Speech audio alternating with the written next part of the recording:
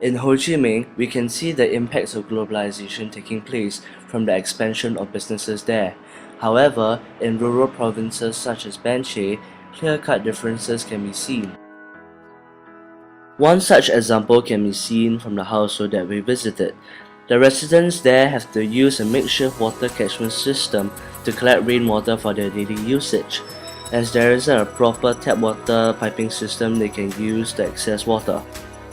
In contrast, Ho Chi Minh has a proper tap water system where water is easily and readily accessible. In Ban Che, there are also case studies of inequalities in the school that we visited. For example, in Tan Tan Bin Tu Primary School, the school does not cater to the basic educational needs of the students and lacks proper furniture and facilities. Another example is the importance and focus of offering meal scholarships, where schools in Ho Chi Minh do, while those in Ban Che do not.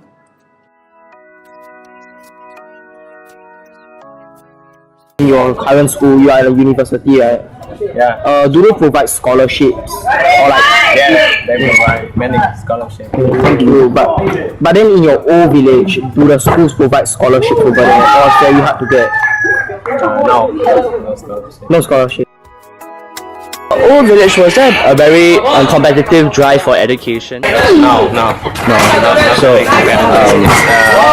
Rural area, and we don't know what the students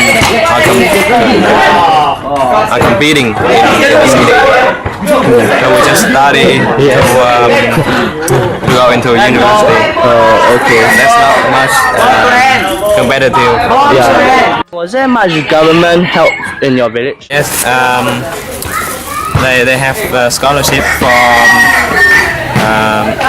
when the high school student take the entrance examination to university. If he got high result, he will have scholarship from the high school.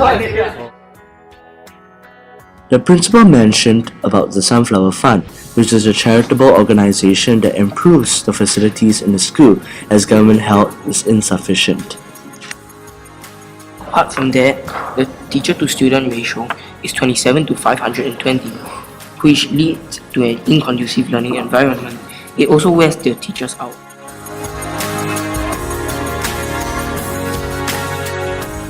The government can also be more proactive in helping its students source for scholarship opportunities with companies like they do in Singapore and Ho Chi Minh.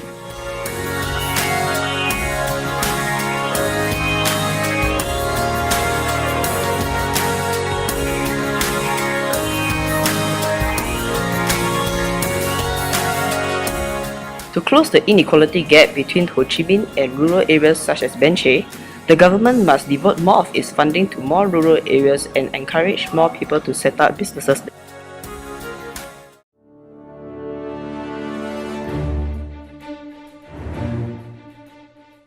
With its 330,000 square kilometers of land and most of its citizens in the agricultural industry, the government must exploit Vietnam's agricultural advantages to its full potential. However, the government must not be too hasty with the globalization of its agricultural industry. Thus, the government has to industrialize the agricultural landscape of Vietnam through selective globalization. The government can partake in this by supplementing simple but efficient machinery such as tractors to farmers, reducing time and effort needed for work. The government should also aim for selective areas for globalization, such as the areas around Ho Chi Minh. The government should also do their part by further encouraging agricultural tourism, such as promoting a local delight made by the residents of Mai Tan, known as coconut candy. Therefore, the government can profit from the agricultural industrialization through taxes, and they can also charge a loan to the farmers who partake in this scheme, taking around 10 to 20% of their profits, for example.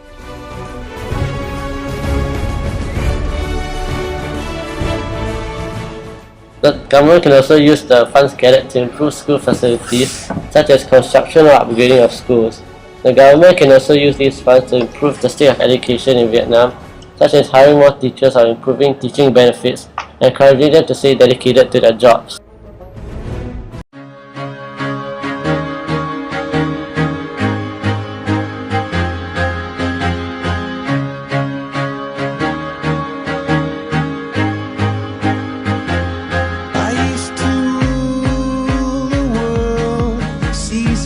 eyes when I gave the word. Now in the morning I sleep alone. Sweep the streets I used to own.